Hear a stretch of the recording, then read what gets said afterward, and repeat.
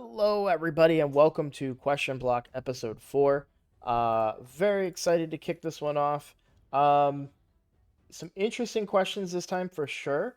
I'm going to start off with an easy one here. So we've got, uh, Peckham Halder 5332 asks, do I do live streams?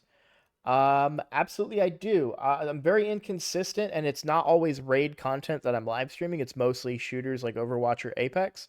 And it's usually going to be on the weekends, probably on a Friday night or a Saturday night. I'm not necessarily doing it um, to boost my following there. It's just something that I like to do. Stream sometimes some friends of mine from my time in the military come in and hang out. Um, and it's just a great place to kind of hang out, chat, and have some fun. So, um, I try to let you guys know in the videos when I'm going to be streaming. I will say this, when we hit 500 subscribers on the YouTube channel, I am probably going to, I'm not going to say probably, I am going to start streaming more consistently. I'm not sure yet if I'm going to do it on YouTube or keep doing it on Twitch. By the way, it's twitch.tv/I'mRoadblock, all one word. Um, so I don't know if I'm going to continue on Twitch or switch to YouTube. But I got to tell you, YouTube has just been such a more pleasant experience for me. Um, the discoverability has been much better than on Twitch. So I kind of like the opportunities that it would present to get to connect with more players. I've had ideas to do other series on this channel before. If you look through some of my past videos, you'll see something like my XCOM series with characters named after characters or characters designed by members of the community. Um, I want to do a RimWorld series, and then there's a bunch of strategy games that I love to play that I would like to do as well, like Warhammer, uh, Star Wars Empire at War with mods. Um, you know, one of the reasons I've held out doing those is because there's another content creator that I watch consistently who does those, and that's why I want to do them because they're fun to watch and they're even more fun to play. Um, but it's a very niche crowd that might watch that. So I don't know if you guys would be interested in those things. So let me know in the comments if you are. But I do stream again, twitch.tv/I'mRoadblock. Question number 2. If possible, I'd like a video or some tips on early free-to-play Ice Golem 2. I can farm level 20 on all other dungeons, but I can't pass level 17 on Ice Golem. Let's just go over Ice Golem real quick. So, Ice Golem can be very, very challenging early on for a couple different reasons. He could, as he ramps up, he hits really hard. Um, So, here's something interesting that I never understood when I first started playing the game. I never understood why the AI would target the little ads. Again, this is when I first started before I knew anything. Um, and then eventually I learned. So, Frigid Vengeance attacks all enemies one time on specific HP thresholds. Now, there's a way to cheese this. We'll talk about that in a second. This attack will ignore 50% of each enemy's defense for each alive ally. So if the ads are alive, he ignores your defense. I've said this before in regards to Clan Boss. The best way, the best form of damage reduction and survivability is through defense. So if he's ignoring 100% of defense, it doesn't matter if you've got UDK, it doesn't matter if you've got Ursula. You could have any champion out there. He's ignoring all of your defense, and it hits hard. So you're gonna hurt. That's why the AI targets the ads, because that makes, if you get the ads down, then he can't one shot you. Um. So blah, blah, blah, blah. This attack also has a 20% chance of freezing, which you guys I'm sure have seen. Um, and then that chance increases with the allies alive. So um, the key is to kill the allies first, but also you want to keep him turn meter controlled so he doesn't do numbing chill or frost nova, because he hits hard, so you don't really want him to take his turn. Um, and you want to get the allies down, but you also want to prevent them from coming back. That's why Armiger is a pretty good option for Frost Golem, because Armiger can do turn meter control, but his second ability can also prevent revives. Um, and then if he can never revive his allies again, then he doesn't ever ignore all of your defense. So decrease attack is important because it makes him hit weaker. Um, and that's actually more important than something like increased defense, because he could still ignore that if the allies happen to be alive when he gets procced. The other thing you want to make sure that there is a way to cheese it. Now, this it says when his HP drops below, but it has to be the result. I don't quote me on this because I'm probably going to misrepresent it, but this is how my brain processes it. Because the way I beat Ice Golem, I have Ice Golem hard stage 10 on farm on my main account. And that's because I build a completely tanky team and around a Geomancer. So Geomancer just places his um, HP burn on the boss, and the boss kills himself, basically. Um, and my guys just do everything they can to get the ads down. Um, and so what's interesting is that I know for Geomancer, and it's the same thing. It's probably a bug, but it's the same thing on Iron Twins, is that you don't proc these percentage events via Geomancer's passive. And I think it's the same thing for just regular HP burns and poisons. Like if he ticks down to like 79% from poisons and HP burn, then that 80% proc won't go off, if that makes sense. I could be completely wrong about this. This is my interpretation of it. That's why poisons are so valuable on him. Not only do poisons do a lot of damage to champions that have a lot of HP, or enemies that have a lot of HP bosses, um, but it won't proc this big nasty hit that could come out. So you'll notice that for me, I've only done stage 16, and that's mostly because I don't care, if I'm being completely honest. Um, the Ice Golem dungeon has good gear in it, but it didn't always. So part of me still has that mindset, number one. And number two, the good gear that it has is more useful late game. Cursed gear is good for Hydra. Provoke gear is good for Hydra. Reflex gear is good, um, but on certain champions. It's not gear that I think you're going to have on every single, champion that you have. Retaliation gear is pretty decent for now that it's a two-piece set. It's a great filler. If you get like a four-piece Relentless, you could throw in a Retaliation, or if you get a four-piece Lifesteal, or if you have a champion that would benefit greatly from repeated uses of their A1, you could fill them up in 6 pieces of Retaliation if you wanted to. And then there's the main 3: life, offense, defense. These aren't that great as you get into the mid and late game.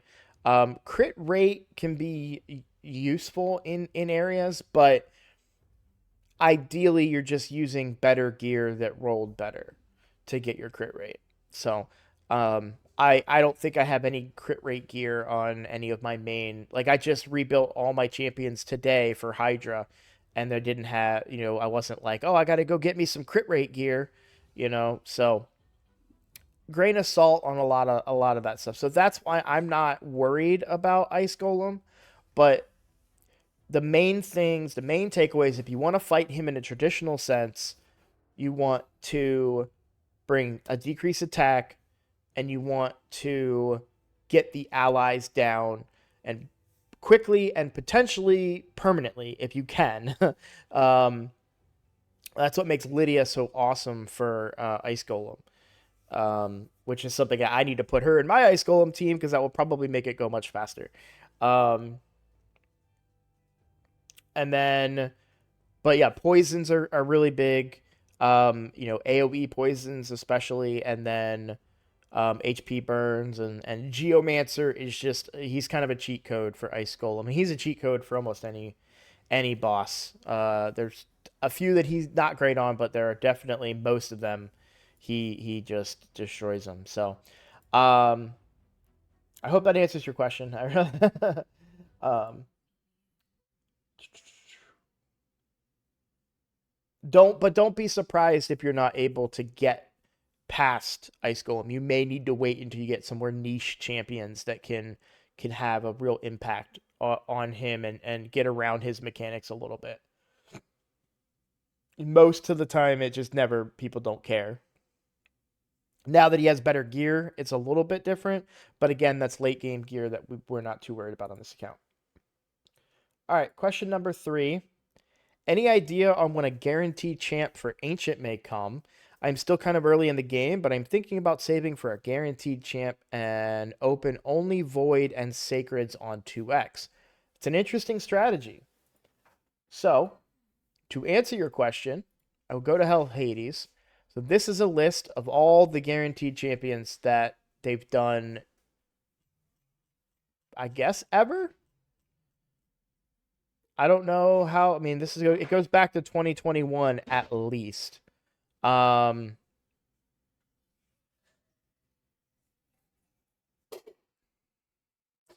don't think they ever had another Geomancer one. Okay, so they haven't done one since August. I don't know that they're gonna do them anytime soon. We went September, October. We're halfway through November almost. There's no sign of a guaranteed event. So I'm not holding my breath or super, excited thinking that any of these are gonna come down anytime soon. From the perspective of a free to play account, it's almost also I want to point out that there aren't that many that used ancients. There was a long gap between ancients and voids. So see this gap right here? This is around the time. This is shortly after I started playing. So they did Stultus for 150 ancients, and then Sacreds void, void, void, void. This one was technically including ancients, but it was more about Sacreds. And then Alsgore was the next ancient one. So they will do them at some point, but for an early game free-to-play account, what you're really looking for are good rares. Now, I remember when this Allure one came out, I think I went for it, and it was hilarious because I wanted an Allure so bad in July of 2023. That's only a few months ago. And I was just like, come on, like, where's my Allure? Like, I need her. I couldn't get through I wanted to get to hard Fire Knight, but I couldn't get through regular Fire Knight because they didn't have an Allure. And then Newt came out. So I wanted a Allure for both Newt, but also for the Dark Fae. I was struggling to get a consistent Dark Fae team, so I wanted somebody that could do turn meter control very, very effectively, which is Allure. And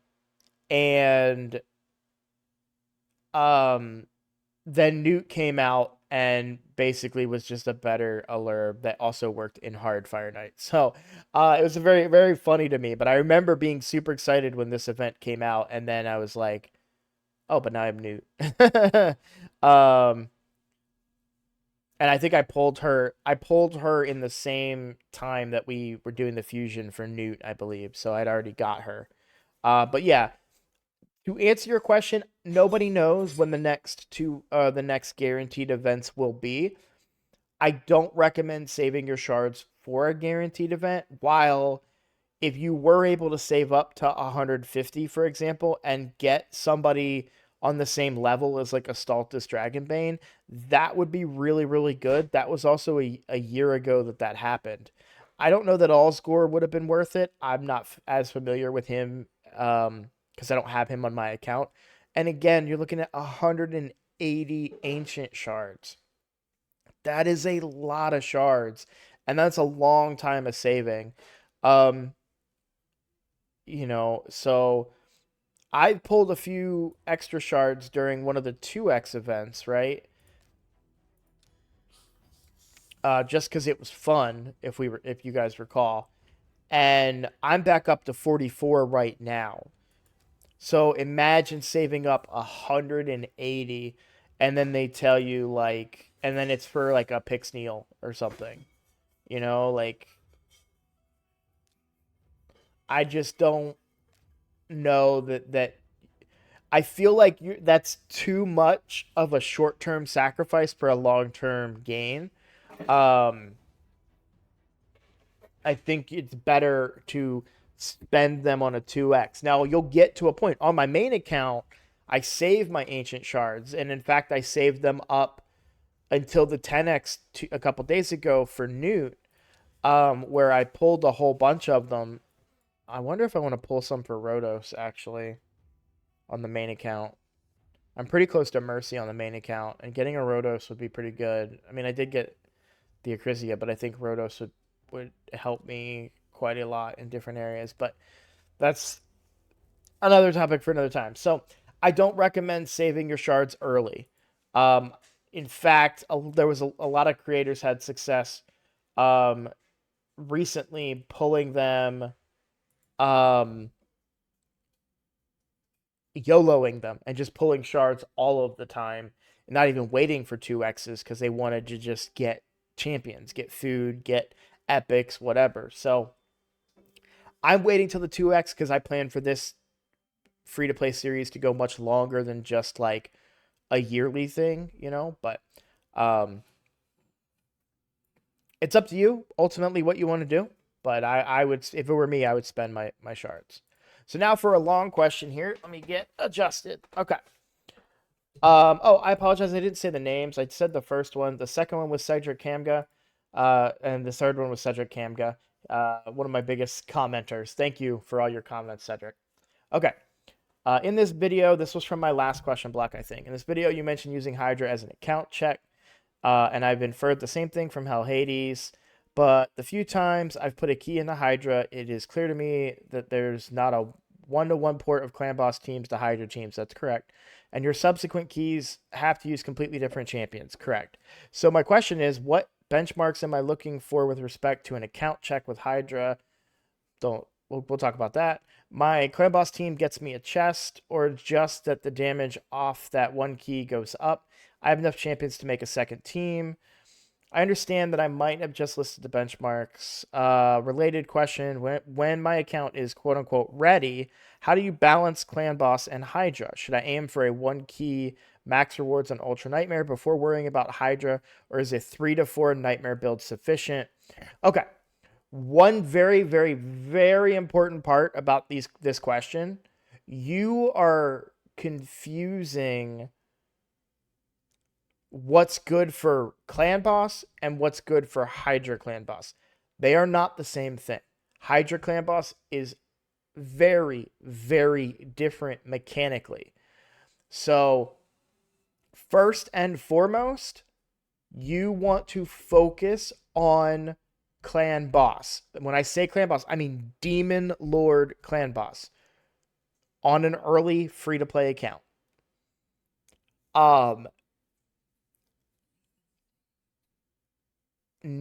My Demon Lord Clan Boss team, they only run that on my main account. Now, on an early account and on a free to play account, we need champions that can do everything and can work in several different areas.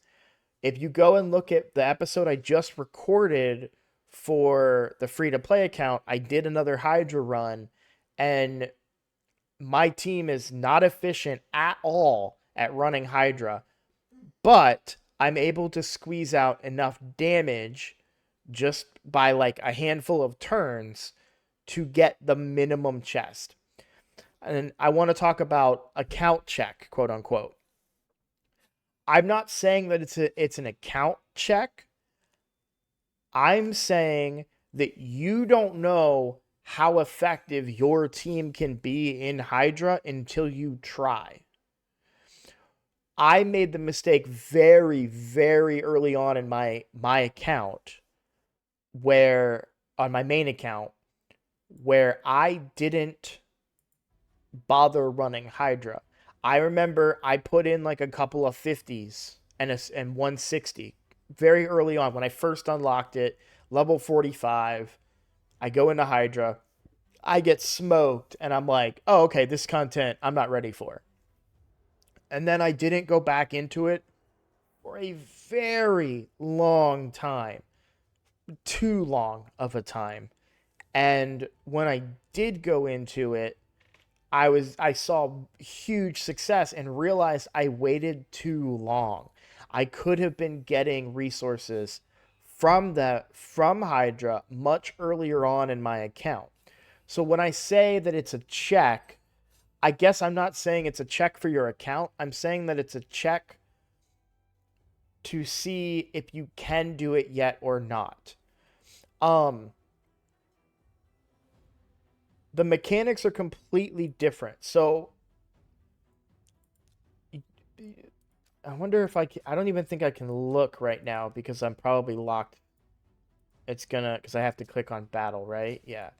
Um, so the mechanics in Hydra Clan Boss, you want, you want HP, you want AoE HP burns, you want block buffs, you want um, a taunt, you want a cleanse, you need speed boosts, you want decreased speeds. I mean, there's so many things that you want and so many mechanics that you want to be able to utilize in order to be effective in Hydra, that it's not a direct comparison from your clan boss team to Hydra. Now, was I able to do that? Yeah, I was. I'm lucky enough that my free legendary is a Sun Wukong who brings block buffs. If I didn't have the Sun Wukong doing that, I would not have been able to get anywhere close to the amount of damage I need. But block buffs is extremely powerful in Hydra. Um, Ursula, you're gonna need a reviver because the heads hit really, really hard, and you're gonna have champions die at this level, and with the amount of like the gear that I have, and all the limitations of my account, not having a great haul maxed out and all those things. um I'm my champions are gonna die. I need an Ursula to keep them to bring them back alive. I need decreased attack to bring them down. And then what do I gain out of the other champions that I bring, like Deacon, Kale, and Coffin Smasher? Well, Deacon brings me turn meter boosts to my guys, so I actually get more turns in because I need to, because we're on a race. We're on a clock here to get as much damage done in a short amount of time. Kale just brings damage and AoE damage, which is great. And then Coffin Smasher, um, he's just one of my stronger champions on the account in general, and he brings me some survivability in Gloom Mist. But it doesn't necessarily mean I'm just lucky that the champions that I have in my clan boss team transition decently to Hydra, and I'm able to get that minimum. But don't mistake this concept that your Demon Lord clan boss team is your Hydra clan boss team. It is not the case.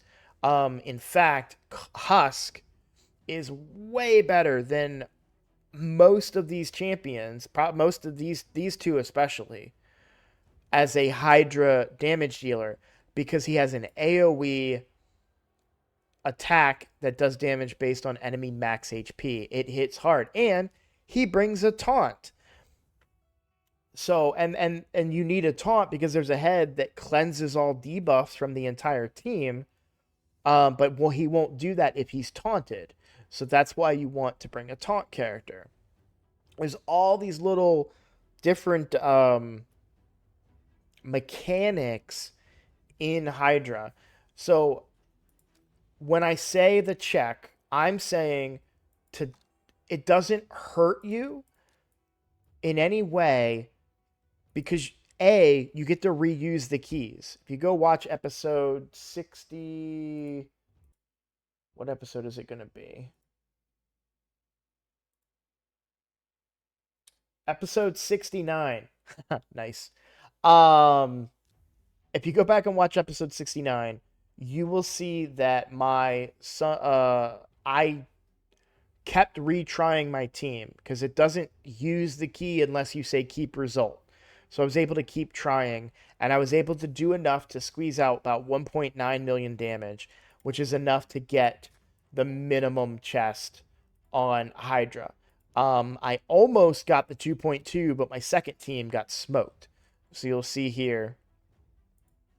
My first team did 1.96. My second team got smoked.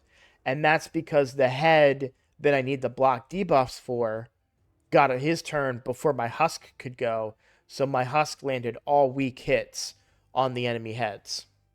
Oh, and then just completely mitigated his damage and his usefulness.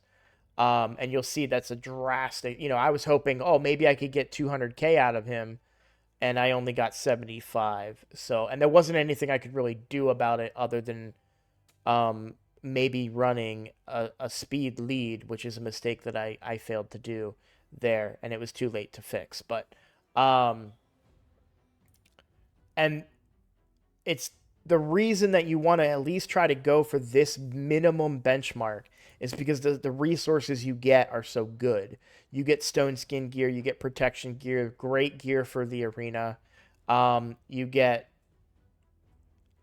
experience for your clan, you get clan gold, you even get soul stones now, but most importantly, you get fragments towards one of the best champions in the game in general in Mithrala Lifebane, who will completely change your account if you're able to get her. So the sooner you can get started on that, the better. So the point of what I was trying to say previously is it's not an account check, it's just go ahead and use your keys every week and see where you're at.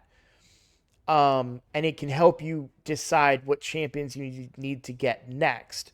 So for me, if I was struggling more in Clan Boss, if I wasn't able to get that first chest, well, maybe I'd be more inclined to boost up my husk, if that makes sense. I hope that kind of answers your question. Let me browse back. And then balancing, how do you balance Clan Boss and Hydra? There's no need to balance anything. You do your clan bosses every day, and then you do as much as you can in Hydra. The only time, my recommendation is the only time you want to take a champion who's built for clan boss and alter them for Hydra is when that champion is no longer useful for you in clan boss.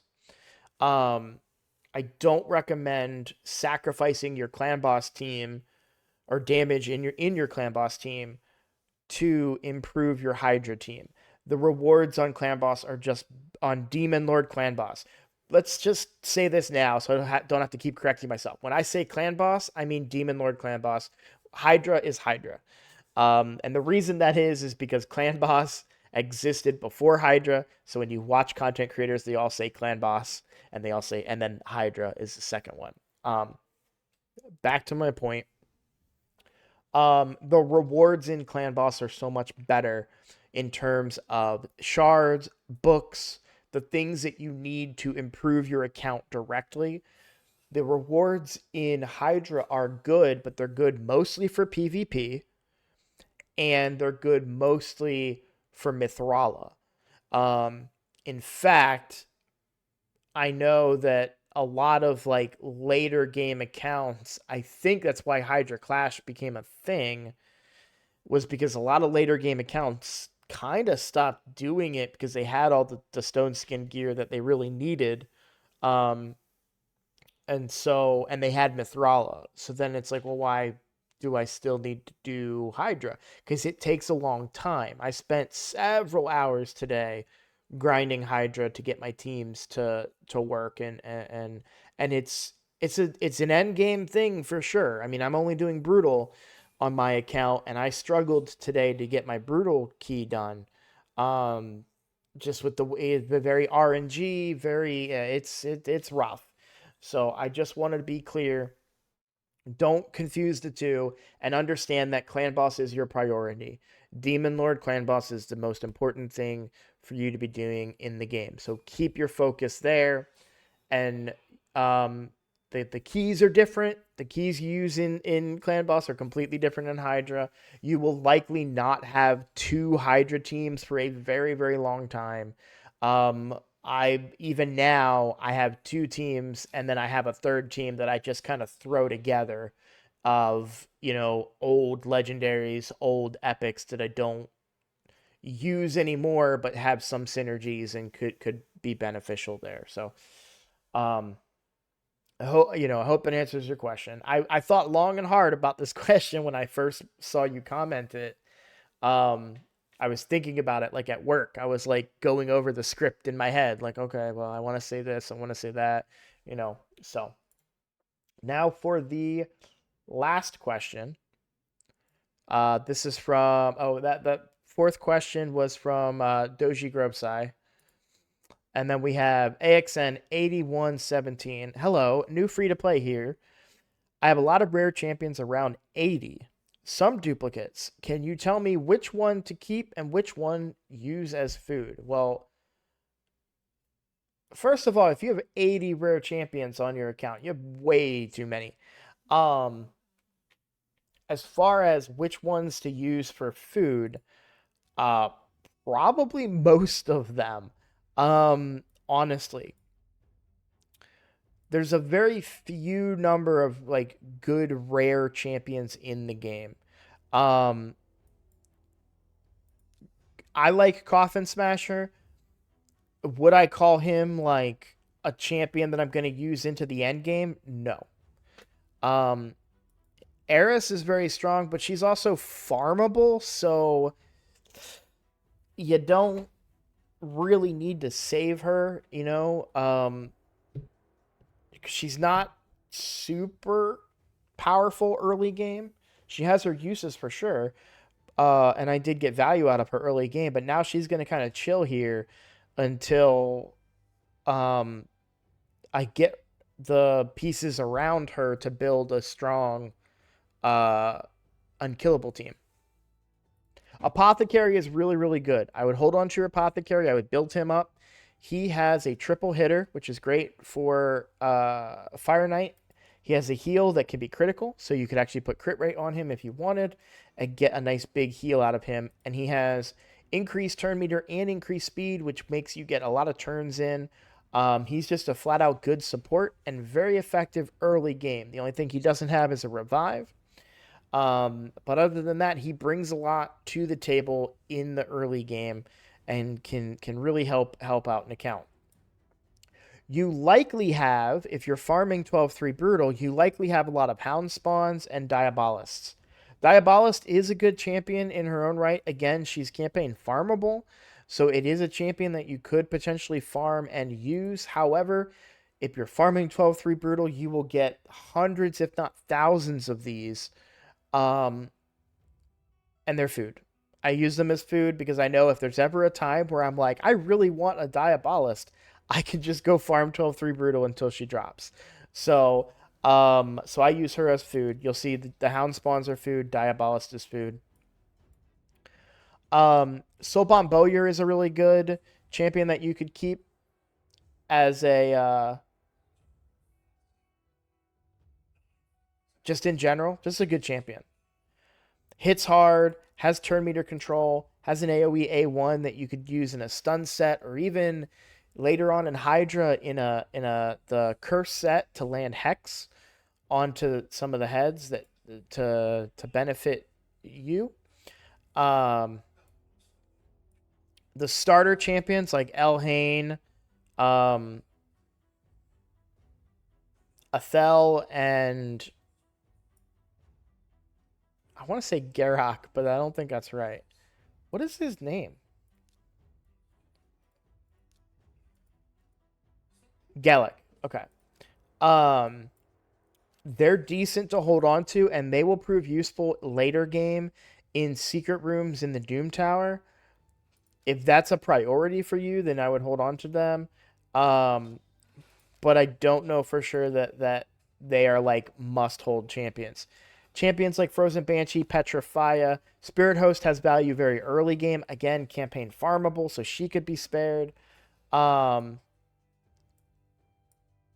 I know that Greybeard has some really good uses with some crowd control and provoking.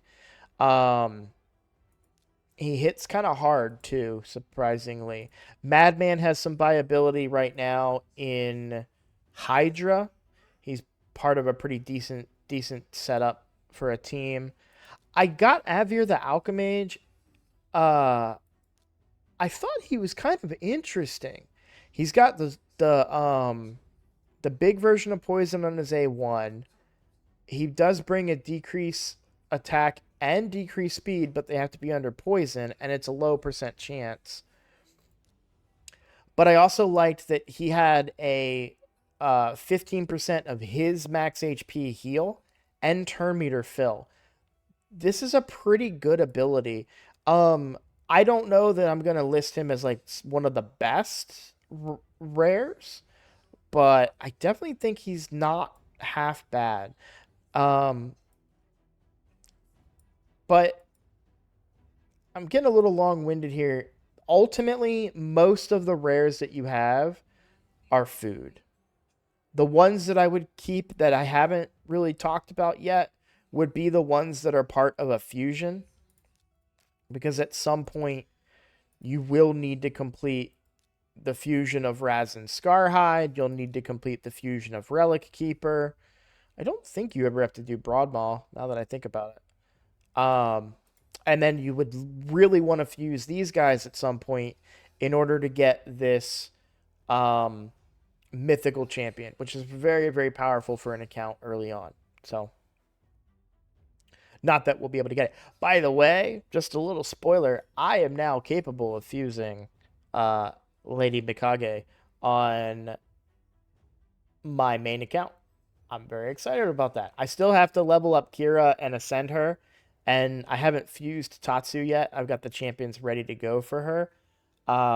And then I already have these guys. So I need to level these guys up and ascend them and get them ready to go. But I am at that point, and I'm kind of excited about it. So my next personal rewards, Clan v Clan. Watch out, whoever's up against us. So, um, I hope, but there's very few rares that you're really going to want to keep. Even if I would have fed Coffin Smasher, like he's really great for me right now, and I'm glad that I got him. But honestly, I probably could if I didn't and still pulled Ursula right after him, I'd have been okay, because Ursula kind of does what he does.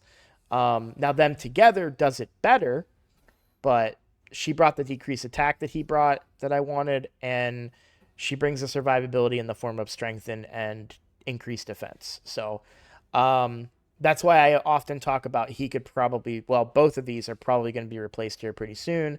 That's why I'm looking forward to pulling shards soon to try and get some good champions to replace them, and not have the what ifs or anything like that. So I hope I answered all your questions pretty well.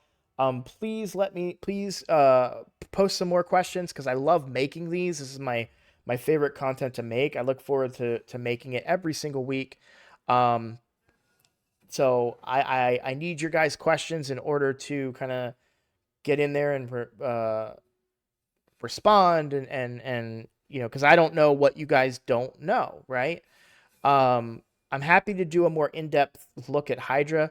That might be a video on its in itself. Um,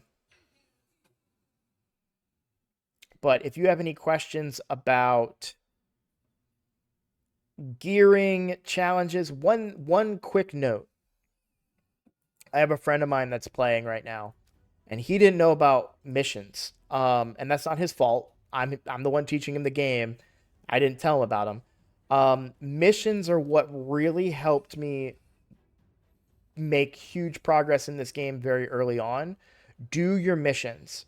Same thing with challenges. I'm slacking on my challenges right now, but you know what? Today I've got the rest of the day to hang out and relax, so I'm probably going to go knock out some of these that I can do. Uh, these ones especially because clear stage 10, like you have to wait for these to open. But I mean, I'm the void shard sitting right there, right? That's a good reward. So, anyways, thank you guys for watching, and I look forward to talking to you guys in next week's video.